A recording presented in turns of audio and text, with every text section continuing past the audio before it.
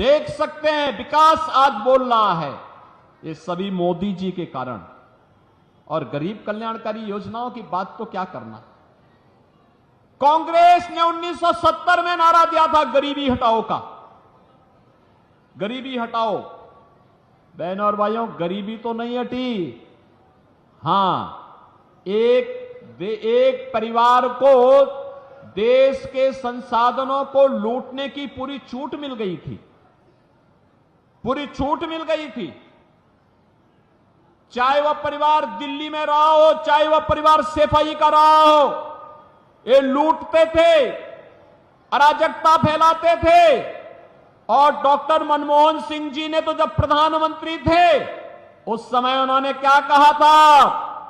उन्होंने कहा था कि देश के संसाधनों पर पहला अधिकार मुसलमानों का है, तो हमारा दलित कहां जाएगा, पिछड़ा कहां जाएगा, एक खड़गवंशी कहां जाएगा, पाल कहां जाएगा, सैनी कहां जाएगा, गरीब कहां जाएगा, किसान कहां जाएगा, माताएं और बहनें कहां जाएंगी, नौजवान कहां जाएंगे। देश के अंदर कांग्रेस जाति के नाम पर, क्षेत्र के नाम पर, भाषा के नाम पर बांटती रही। गरीब भूखों मरता रहा, किसान आत्महत्या करता रहा, नौजवान पलायन करता रहा। और एक कांग्रेसी और उनके सहयोगी दलों को आज जो इंडी गठबंधन के रूप में आपके पास आए हैं, बहनों और भाइयों, ये देश के साथ गद्दारी किए हैं और फिर गद्दारी करने के लिए अपने झूठे घोषणा पत्र के साथ आपके पास आए हैं। आज कांग्रेस का जो घोषणा पत्र है उसको आप देखेंगे, क्या कहते हैं? कहते हैं हमारी अगर सरकार बनी तो हम शरिया कानून लागू कर देंगे। आप बताओ, ये देश बाबा साहब भीमराव अंबेडकर के द्वारा बनाए गए संविधान से चलेगा या किसी शरीयत से चलेगा? भारत संविधान से चलेगा। बाबा साहब भीमराव अंबेडकर के द्वारा बनाए गए संविधान से भारत चलेगा, न कि किसी शरीय कानून से।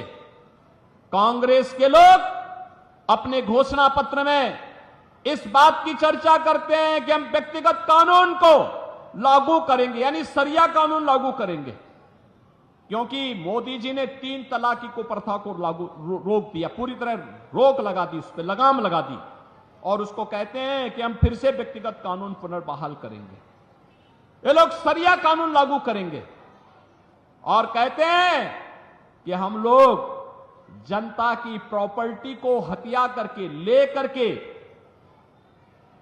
उसके माध्यम से फिर उसका बंदर बांट करेंगे। बहनों और भाइयों, क्या आप कांग्रेस और समाजवादी पार्टी को अपनी संपत्ति पर डकैती डालने की छूट देना चाहते हैं क्या?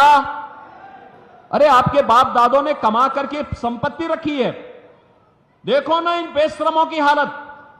एक तरफ आपकी संपत्ति पर इनकी कुदृष्टि है और दूसरी तरफ माफिया और अपराधियों को अपने गले का हार बना करके कैसे उनके नाम पर फतिया पड़ रहे हैं, आपने देखा होगा इनके हाल को। देखा है ना, देखा है ना।